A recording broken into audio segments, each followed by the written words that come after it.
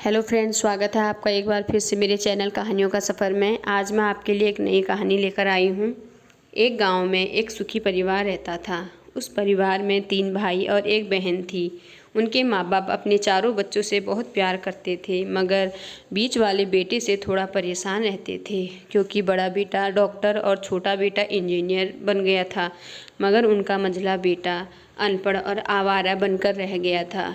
अब उनके दोनों बेटों की शादी हो गई थी और कुछ महीनों बाद उनकी बेटी की भी अच्छे घर में शादी हो गई थी, मगर मंझला बेटा अभी भी कंवारा ही था, क्योंकि वह अनपढ़ और कहीं पर मजदूरी का काम करता था। इसलिए उसे शादी के लिए कोई लड़की नहीं मिल रही थी और उसके माँ बाप उससे बहुत परेशान हो चुके थे। जब भी उसकी बहन अपने मायके आती तो पहले वो अपने बड़े भाई और छोटे भाई से मिलती थी। अपने मंझले भाई से बहुत कम मिलती थी, क्योंकि वह उसे ज़्यादा पैसे नहीं दे पाता था, लेकिन वो अपनी बहन से बहुत प्यार करता था। उनके पिताजी की मंझले बेटे की शादी किए बिना ही मृत्यु हो गई। उनकी माँ ने सोचा कहीं अब किसी के मुंह से बंटवारे की बात ना निकले, इसलिए अपने ही गांव की एक सीधी सादी लड़की से अपने बेटे की शादी कर दी। शादी होते ही ना जाने क्या हुआ। अब उसका अनपढ़ बेटा पूरा मन लगाकर काम करने लगा और पहले से कहीं ज़्यादा मेहनत भी करने लगा।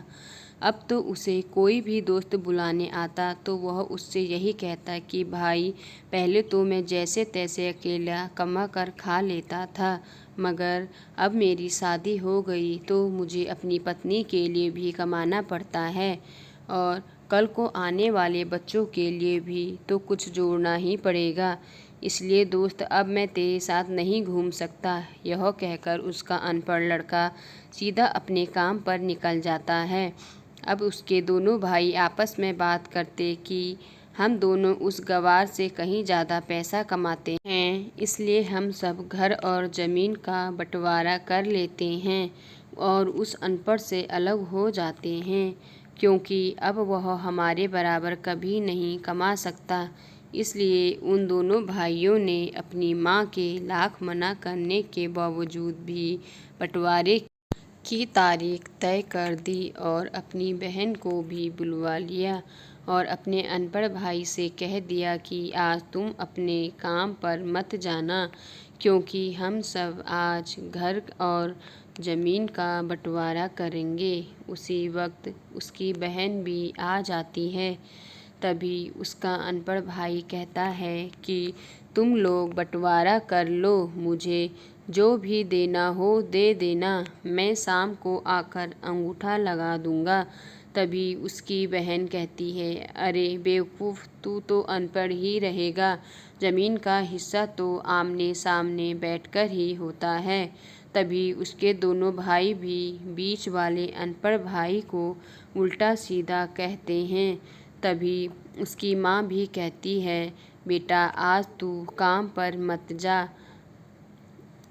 तेरे सामने ही बंटवारा होगा।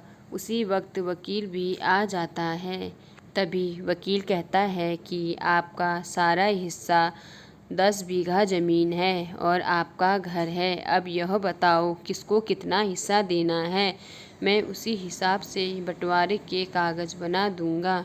उसी वक्त उसका अनपढ़ भाई कहता है कि वकील साहब, 5-5 बीघा मेरे दोनों भाइयों के नाम लिख दो और यह जो हमारा मकान है यह मेरी प्यारी बहन के नाम कर दो। तभी इसके दोनों भाई और बहन पूछते हैं कि तू हिस्से में क्या लेगा। तभी उनका अनपढ़ भाई कहता है कि मेरे हिस्से में मेरी प्यारी माँ है ना। और तभी वह अपनी पत्नी की तरफ मुस्कुराते हुए कहता है, क्यों मेरी पत्नी, मैंने ठीक कहा ना। उस अनपढ़ की पत्नी अपनी सास से लिपट कर कहती है कि माँ से बड़ी वसीयत क्या होगी मेरे लिए। और उसी वक्त उसका अनपढ़ पति भी अपनी माँ से लिपट जाता है। अनपढ़ बेटे बहू के इस प्यार ने ज़मीन जायदाद के बंटवारे को एक सन्नाटे में बदल दिया। तभी बहन अपने अनपढ़ भाई के गले लगकर रोते हुए कहती है कि माफ़ कर दो भैया, मैं आपको समझ ना सकी। उसका भाई कहता है कि मेरी बहन, इस घर में जितना अधिकार हमारा है उतना ही अधिकार तेरा भी है, और रही बात बंटवारे की, तो बंटवारा नहीं करने से हमारा जीवन रुक तो नहीं जाएगा। क्यों करते हैं हम बंटवारा? क्या हम एक साथ मिलकर नहीं रह सकते, जैसे हम बचपन में मिलकर रहते थे?